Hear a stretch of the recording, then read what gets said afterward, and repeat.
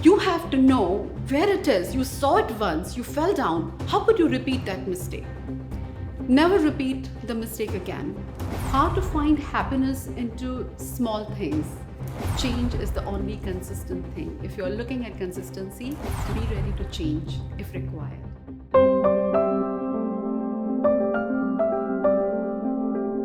My name is Jaya Bhatia. 25 years earlier, I was a girl coming in from India with just a degree in my hand. It was August 1996. How do I get here? And that's only what I'm going to share today at this great platform of WEA. It was 3 good life lessons that I had learned from various people or various mentors in my life that brought me here today. First lesson was from my mother, who was housewife on the one hand and was a beauty parlor owner on the other hand, and how she was balancing her life at home and in the work life. Whereas she was not required to work at that time, as women would only work if it was required to, but however, she wanted to be on her own self. And that gave me a huge confidence in how women should go ahead and present themselves in life. And I think I followed her much. Even though if I have been successful at 10% following her, I think I'm much successful. However, I learned from her how to find happiness into small things. Diwali, or be it any festival, was not about how much money was spent into parties, but it was all in lighting those little lamps in the house, or putting rangoli on the floor, or cooking something for the family, how she was giving out to her family and her children. And that's what it gave me a lot of peace even today when I try to give up to my family or to my near and dear ones.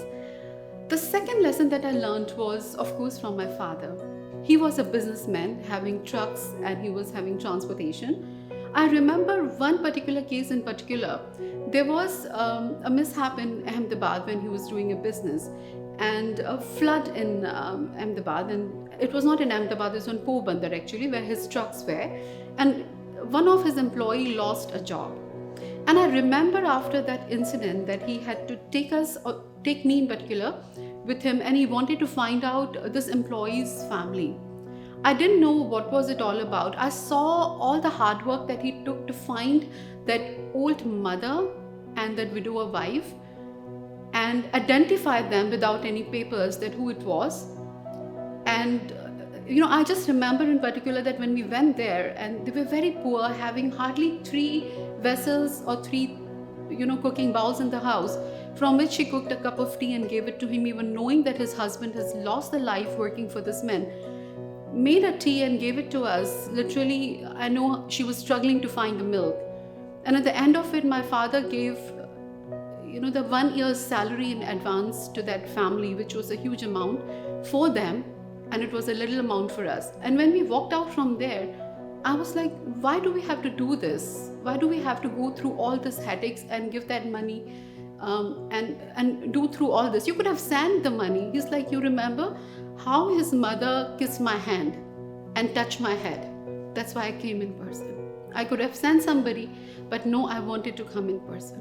That's something I learned from him, to treat your employees like a family, because they are working for you.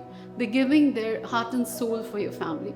And that's something which I have done for all these 25 years being in work, that I've looked up to my teams as my children, as my family. And I really believe in that now, because if you would have not done that, when you look back and see what all they do for you is really not being paid with the salary. You can never do that. Well, these were the 2 lessons, but the third one was the most important, and it's coming from the real horse. It was my grandfather. He was the community head, and I remember I was the pet child for him because I was the eldest grandchild, and again I was the granddaughter. And daughters are always loved more than the boys, I guess so. We are lucky over there. And I remember that he used to sit down on a particular tree, and I used to keep on rolling around that tree or running around that tree as a little 4-5-year-old girl. And it was a banyan tree, and banyan tree has those roots coming in and out, and you would generally trip off that root, hitting on it once and twice. And generally a grandfather, you're expecting him to pick you up and say, okay baby, don't worry, just go, be careful. But he picked me up and he slapped me tight, and I was shocked and said, You have to know where it is. You saw it once, you fell down. How could you repeat that mistake? Never repeat the mistake again. And that lesson was well learned.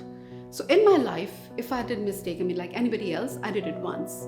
And I'm glad for that. Because that lesson was well learned by my grandfather, who taught me don't repeat a mistake, because once if you get into it, it's not your fault. But second time if you do that, it is your fault. Well, today I would say that when I do my business, it was something that I learned from pandemic again, was change is the only consistent thing. Entire life, 25 years I did business called Job Hunt HR. But then in pandemic, I realized that the change was required. It was need of an hour. We used to hire employees, but it was a time when my clients were craving and they wanted to run their businesses. They wanted a change. They wanted a sustainable solution. And that's where we brought in the robotics. We hire today robots to employers or to the corporates, and they can do over 107 jobs for 3 good reasons, which was humanity, to protect the staff, which was customer care, protecting the customers, and 3, a lesson to go on. With whatever may it comes, but to go on and let the business or let the show run.